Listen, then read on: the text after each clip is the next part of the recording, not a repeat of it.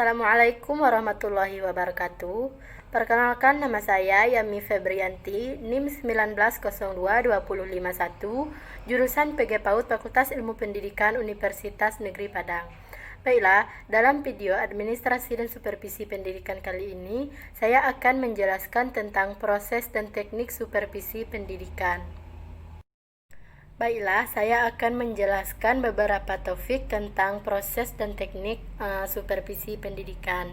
Yang pertama yaitu proses supervisi pendidikan, yang mana supervisi pendidikan ini juga memiliki bagian. Yang pertama yaitu perencanaan, dan juga ada pelaksanaan, dan juga ada evaluasi dan tindak lanjut. Dan yang kedua yaitu teknik supervisi pendidikan, yang mana teknik supervisi pendidikan ini juga memiliki bagian. Yang pertama yaitu teknik individual, dan yang kedua teknik kelompok, dan yang ketiga teknik langsung dan teknik tidak langsung. Yang pertama yaitu saya akan menjelaskan proses supervisi pendidikan, yang mana supervisi merupakan suatu proses atau serangkaian kegiatan yang teratur dan beraturan serta berhubungan satu sama lain dan diarahkan kepada suatu tujuan. Secara garis besar, kegiatan dalam proses supervisi dapat dibagi yaitu perencanaan, pelaksanaan, evaluasi, dan tindak lanjut.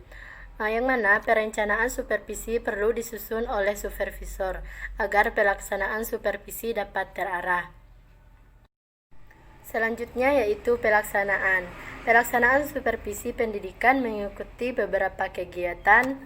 Yang pertama yaitu pengumpulan data, yang kedua penilaian, yang ketiga deteksi kelemahan, yang keempat memperbaiki kelemahan, yang kelima bimbingan dan pengembangan.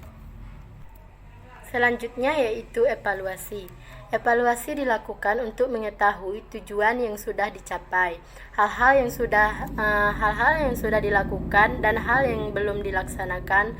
Evaluasi supervisi dilakukan untuk semua aspek, meliputi evaluasi hasil, proses, dan pelaksanaan.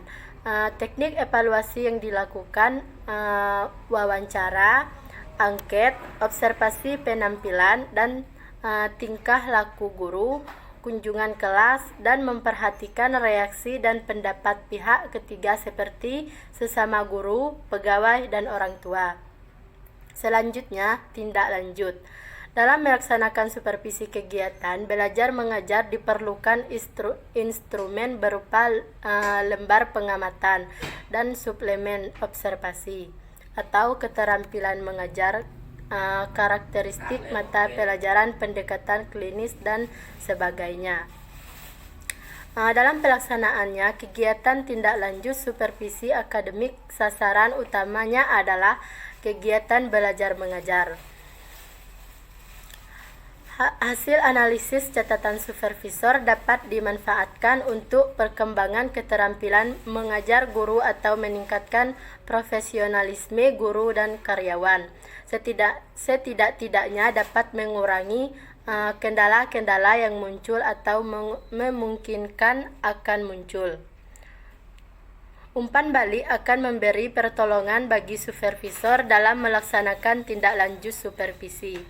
Dari umpan balik dapat tercipta suasana komunikasi yang tidak menimbulkan ketegangan, serta mendorong guru memperbaiki penampilan dan kinerjanya. Cara melaksanakan tindak lanjut hasil supervisi akademik sebagai berikut. Yang pertama, mereview rangkuman hasil penilaian. Yang kedua, membuat rencana aksi supervisi akademik berikutnya.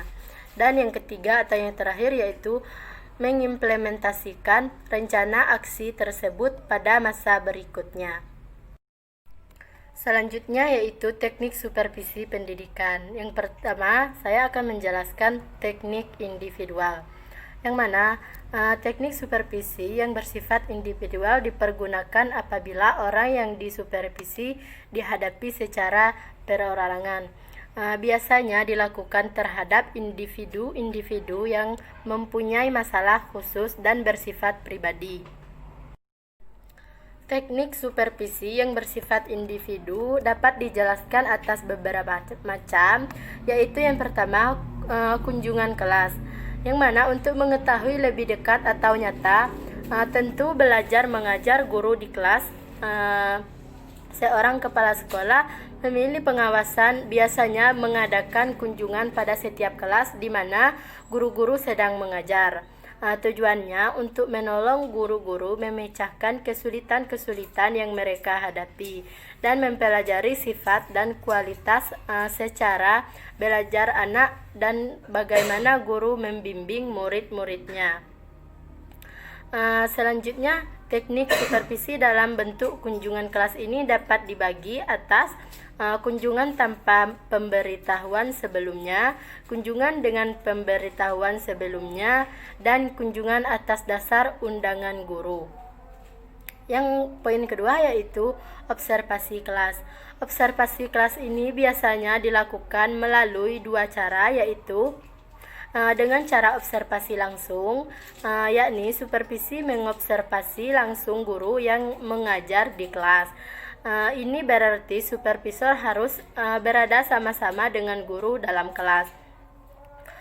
Observasi dapat pula dilakukan dengan cara tak langsung, yakni supervisi dibatasi oleh ruang kaca di mana guru dan murid-muridnya tidak mengetahuinya.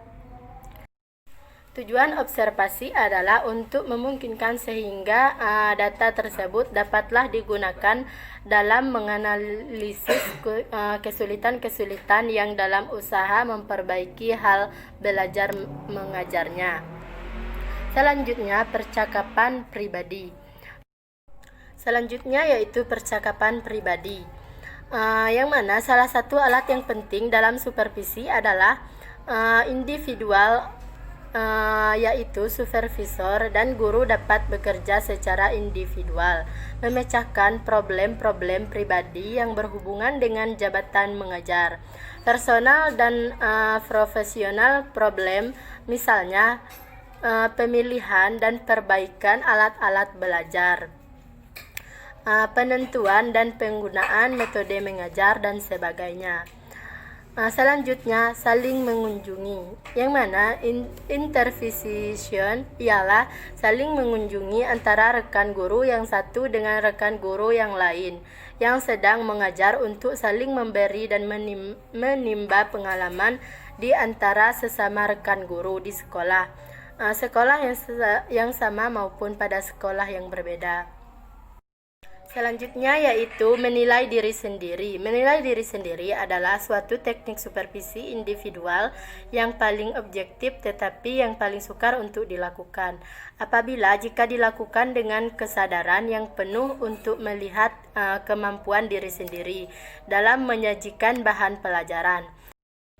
Menilai orang lain rasanya mudah dilakukan, tetapi untuk menilai diri sendiri kadang-kadang tak mampu melaksanakannya. Padahal yang paling tahu tentang segala sesuatu pada diri kita adalah kita sendiri, bukan orang lain. Dan poin yang kedua yaitu teknik kelompok. Yang mana teknik supervisi dalam bentuk kelompok adalah teknik supervisi yang digunakan bersama-sama antara supervisor dan guru-guru dalam jumlah yang banyak, tetapi mempunyai masalah. Supervisi ini terdiri dari beberapa jenis. Yang pertama, pertemuan orientasi bagi guru baru. Pertemuan orientasi adalah salah satu bentuk pertemuan yang bertujuan mengantar guru-guru, terutama guru-guru, untuk memasuki suasana kerja yang baru. Demikian pula terhadap guru-guru yang baru, memungkinkan jabatan baru dalam struktur organisasi sekolah. Yang kedua, rapat guru. Rapat guru adalah merupakan salah satu teknik supervisi untuk memperbaiki situasi belajar mengajar di sekolah. Yang ketiga, studi kelompok antar guru. Kelompok guru atau guru bidang studi yang mengajar mata pelajaran yang sejenis dapat mengadakan studi bersama untuk mempelajari dan membahas atau mendalami bahan pelajaran yang akan mereka ajarkan. Selanjutnya, tukar-menukar pengalaman. Asumsi yang melatar belakangi teknik ini ialah bahwa guru-guru pada umumnya adalah orang yang berpengalaman dalam bidangnya masing-masing, sehingga memungkinkan diadakan tukar-menukar pengalaman di antara mereka, saling memberi dan menerima, dan saling belajar di antara mereka untuk memperoleh pengalaman-pengalaman baru yang bermanfaat dalam tugas mereka. Tukar-menukar pengalaman semacam ini lebih bermanfaat jika dibanding dengan menatar yang sering merupakan suatu pemborosan. Selanjutnya yaitu diskusi panel, yang mana biasanya juga disebut dengan istilah forum diskusi. Selanjutnya buletin supervisi. Buletin supervisi adalah salah satu alat komunikasi tertulis yang supervisor untuk membantu guru-guru dalam memperbaiki situasi belajar mengajarnya. Dan ada lagi demonstration teaching. Demonstration ini mengajar yang berhasil jika hal itu direncanakan dengan teliti, mempunyai tujuan yang nyata, diikuti oleh jumlah guru-guru yang mencukup banyak mendapat kesempatan untuk mengikuti demonstrasi tersebut. Perpustakaan jabatan guru, yang mana selanjutnya perpustakaan jabatan. Yang terakhir, perjalanan sekolah untuk anggota staf. Poin yang ketiga yaitu teknik langsung, yang mana teknik supervisi langsung adalah teknik yang digunakan untuk menyampaikan harapan supervisor kepada guru dengan jelas. Supervisor dapat menggunakan bahasa langsung dan penguatan. Dalam hal ini, pengawas sangat mengharapkan kepercayaan dan kredibilitas dari para guru. Teknik supervisi langsung terdiri dari penampilan perilaku, menjelaskan, mendengarkan, memecahkan masalah, mengarahkan, dan standarisasi. Arah penampilan perilaku, memecahkan masalah, dan mengarahkan arahan penampilan perilaku, pemecahan masalah, dan pengarahan kebanyakan dari pengawas. Teknik pengawasan langsung berguna untuk mengatasi keadaan dalam waktu yang sangat ketika guru sedikit sekali menguasai keahlian, keterlibatan, atau menarik diri dari permasalahan pembelajaran. Yang mana teknik langsung dalam supervisi yaitu cara berkomunikasi dengan berhubungan langsung antara supervisor dengan guru melalui kunjungan kelas, pertemuan pribadi, rapat staf, dan lokakarnya. Dan yang mana teknik merupakan cara tertentu yang khusus untuk mencapai tujuan tertentu.